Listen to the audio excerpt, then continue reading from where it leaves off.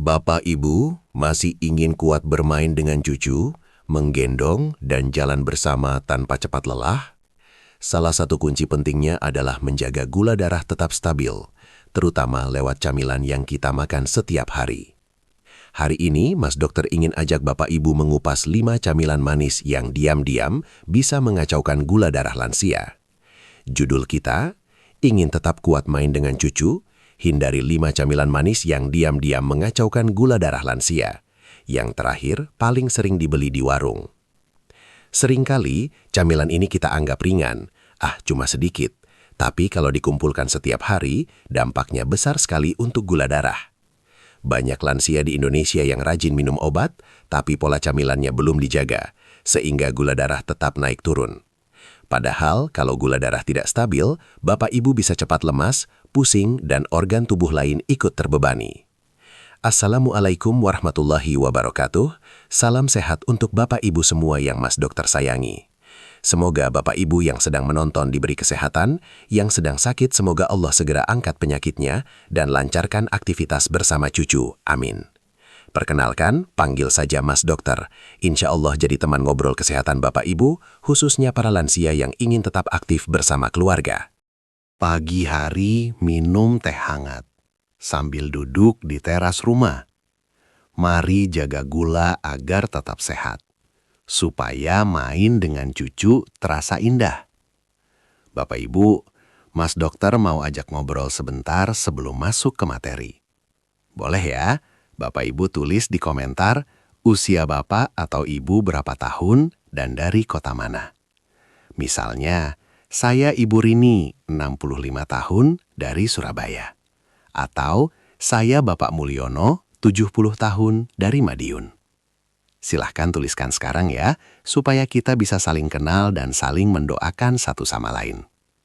Jangan lupa, Bapak Ibu boleh tekan tombol like dulu, lalu subscribe dan share ke teman-teman lansia lain atau grup keluarga. Siapa tahu, lewat Bapak Ibu membagikan video ini, ada sahabat seusia yang terbantu mengontrol gula darahnya. Nah, sekarang Mas Dokter akan bahas 5 camilan manis yang perlu kita waspadai. Tolong disimak sampai selesai ya Bapak Ibu, karena di bagian akhir Mas Dokter akan bagikan contoh camilan yang lebih aman untuk gula darah. Dan ingat, camilan terakhir yang kita bahas adalah yang paling sering dibeli di warung dan sangat dekat dengan kebiasaan kita. Kebiasaan pertama, sering makan kue dan biskuit manis kemasan. Banyak Bapak Ibu yang kalau minum teh atau kopi, rasanya kurang lengkap tanpa biskuit atau kue kering di sampingnya. Di meja tamu, sering ada kaleng biskuit, kue kering, atau wafer yang bisa diambil kapan saja. Masalahnya, biskuit dan kue manis ini biasanya mengandung tepung halus, gula tinggi, dan lemak, yang bisa cepat menaikkan gula darah. Kalau dimakan 1-2 keping kadang masih wajar, tapi seringkali tanpa sadar kita menghabiskan banyak karena bentuknya kecil. Apalagi kalau sambil nonton TV atau mengobrol, tangan terus saja mengambil biskuit dari toples. Secara kesehatan, lonjakan gula darah berulang akan membuat pankreas bekerja keras mengeluarkan insulin. Dalam jangka panjang, bila terus seperti ini, tubuh bisa menjadi kurang sensitif terhadap insulin dan gula darah menjadi sulit terkontrol. Akibatnya, resiko komplikasi diabetes meningkat, seperti gangguan penglihatan, luka sulit sembuh, dan kerusakan saraf. Bukan hanya itu, gula darah yang naik turun juga bisa membuat Bapak Ibu merasa gampang lelah dan tidak kuat lama-lama bermain dengan cucu. Solusinya bagaimana? Apakah harus berhenti total makan kue dan biskuit? Mas Dokter paham, kadang kita rindu rasa manis dan ingin menikmati kue saat ada tamu atau momen khusus. Kalau tidak ada larangan khusus dari dokter, boleh saja sesekali, tapi atur porsinya dan jangan setiap hari. Misalnya, batasi 1 atau 2 keping, bukan 1 kaleng, dan tidak perlu setiap kali minum teh. Bapak Ibu juga bisa mengganti sebagian camilan dengan buah potong yang lebih berserat, dalam porsi kecil dan sesuai anjuran dokter. Jadi, bukan tidak boleh sama sekali, Tapi jangan menjadikan kue manis dan biskuit sebagai camilan utama harian. Kalau sampai sini Bapak Ibu masih menyimak, Mas Dokter ucapkan terima kasih, karena ini tanda Bapak Ibu serius ingin sehat. Kalau setuju untuk mulai mengurangi biskuit manis, boleh tulis di komentar, "Saya siap kurangi biskuit manis." Sekarang, kita masuk ke kebiasaan kedua, yang juga sering sekali muncul di meja makan. Kebiasaan kedua, sering makan kue basah dan jajanan pasar yang sangat manis dalam porsi berlebihan. Di Indonesia, kue basah dan jajanan pasar memang menggoda. Klepon, lupis, onde-onde, nagasari, kue lapis, dan lainnya. Banyak lansia yang menjadikan jajanan ini sebagai pengganti sarapan atau camilan pagi dan sore. Padahal, banyak jajanan ini dibuat dari tepung, gula, santan, dan kadang parutan kelapa yang gurih. Gabungan tepung halus dan gula bisa membuat gula darah naik dengan cepat, apalagi jika dimakan dalam jumlah banyak. Belum lagi kalau ditambah minuman manis, teh manis, atau kopi manis. Beban gula untuk tubuh jadi berlipat. Jika kebiasaan ini dilakukan hampir setiap hari, lama-lama gula darah akan sulit dikendalikan, meski obat sudah diminum. Akibatnya, Bapak Ibu bisa lebih sering merasa mengantuk setelah makan, cepat lelah, dan mudah haus. Dalam jangka panjang, resiko kerusakan organ vital seperti ginjal, mata, dan syaraf juga bertambah. Mas Dokter bukan melarang total kue basah, tapi mengajak Bapak Ibu lebih bijak dalam porsi dan frekuensi. Kalau biasanya sekali beli bisa menghabiskan beberapa potong, cobalah mulai dari 1 potong saja dan tidak setiap hari.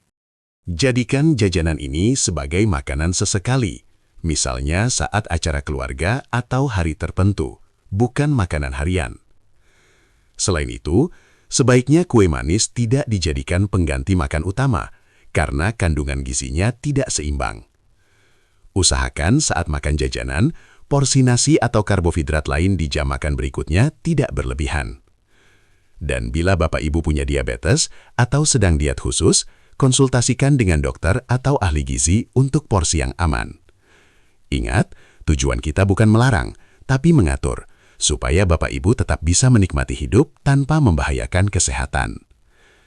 Kalau Bapak Ibu merasa ada kebiasaan ngemil kue basah yang perlu dikurangi, boleh tulis di komentar. Saya pelan-pelan kurangi jajanan manis. Sekarang kita lanjut ke kebiasaan ketiga, yang sering muncul terutama kalau Bapak Ibu suka minuman segar.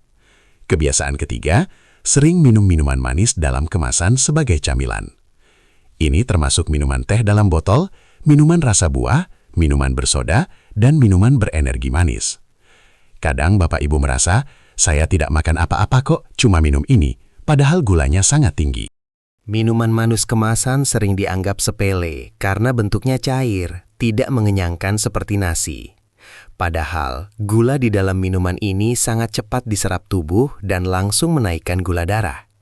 Kalau dikonsumsi berulang kali, misalnya setiap keluar rumah atau setiap siang, beban gula untuk tubuh menjadi sangat besar. Minuman bersoda juga sering mengandung kalori tinggi tanpa memberikan rasa kenyang.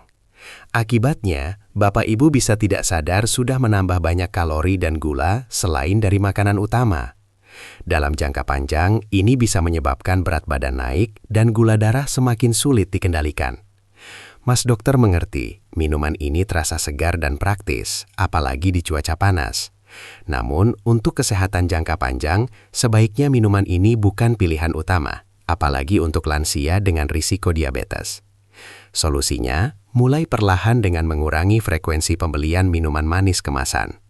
Gantilah dengan air putih, air mineral dingin, atau minuman hangat tanpa gula sesuai anjuran dokter. Jika benar-benar ingin minuman rasa, bisa sekali-sekali saja, dan jangan setiap hari. Bapak Ibu juga bisa membuat minuman sendiri di rumah dengan sedikit gula dan lebih banyak air. Yang penting, jangan sampai minuman manis menjadi kebiasaan harian yang dianggap tidak apa-apa. Kalau Bapak Ibu siap mengurangi minuman kemasan manis, tulis di komentar. Saya siap kurangi minuman kemasan. Sebelum masuk ke kebiasaan keempat, Mas Dokter ingatkan lagi, tonton sampai akhir ya, karena kebiasaan kelima nanti adalah camilan yang sangat sering dibeli di warung dan hampir semua orang pernah mencobanya. Sekarang, kita bahas kebiasaan keempat, ngemil permen dan coklat manis berlebihan. Permen dan coklat sering dianggap kecil dan sepele, tapi kandungan gulanya sangat tinggi. Beberapa lansia suka menyimpan permen di tas, di meja, atau di dekat tempat tidur. Kadang alasannya supaya tidak pusing, tidak loyo, atau sekadar menghilangkan bosan. Permen dan coklat manis bisa menaikkan gula darah dengan cepat, terutama bila dimakan berkali-kali dalam sehari.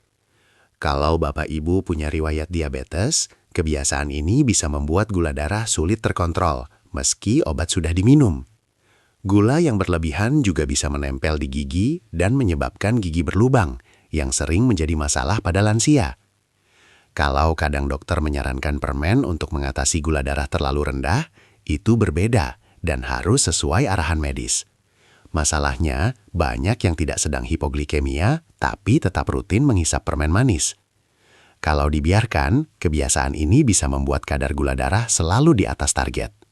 Solusinya, simpan permen bukan untuk dikonsumsi setiap saat, tapi hanya bila benar-benar dibutuhkan dan sesuai arahan dokter. Untuk mengurangi kebiasaan ngemil permen, Bapak Ibu bisa menggantinya dengan minum air putih hangat atau camilan yang lebih sehat. Kalau ingin rasa manis di mulut, bisa dicoba buah potong kecil, tentu dengan jumlah dan jenis yang sesuai saran dokter. Kalau Bapak Ibu merasa selama ini terlalu sering makan permen, yuk pelan-pelan dikurangi. Tulis di komentar kalau Bapak Ibu punya kebiasaan menyimpan permen di tas atau di meja, supaya kita bisa saling menyemangati. Sekarang kita masuk ke kebiasaan kelima, yang paling sering dibeli di warung dan paling sulit dihentikan. Kebiasaan kelima, sering membeli dan ngemil gorengan manis dan camilan warung tinggi gula dan tepung. Contohnya, pisang goreng manis, cakwe dengan gula, donat warung, martabak mini, atau roti manis murah meriah. Camilan ini populer karena murah, enak, dan mudah ditemukan di sekitar rumah. Banyak lansia yang setiap sore beli gorengan manis di warung dekat rumah sebagai teman minum teh atau kopi. Padahal gorengan manis ini mengandung tepung, gula, dan minyak yang bila dikombinasikan bisa membebani gula darah dan lemak darah sekaligus. Karena rasanya gurih dan manis, seringkali kita tidak cukup makan satu, tapi bisa 2, 3, bahkan lebih.